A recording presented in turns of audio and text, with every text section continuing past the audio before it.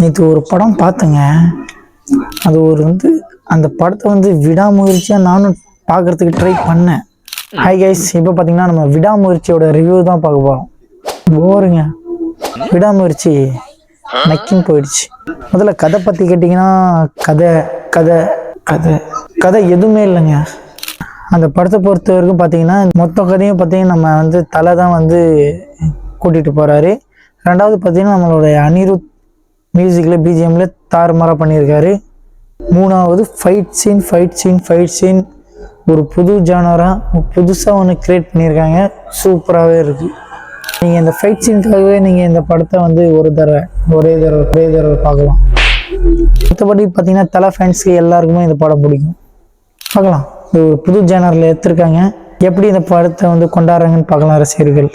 ஆனால் இந்த படத்துக்கு ஈக்குவலாக வேறு எந்த படமும் தியேட்டர் லெவலில் அதனாலே ஓடுன்னு நினைக்கிறேன். விடாமுயற்சியாக ஓடுது. ஓட்டம். பை.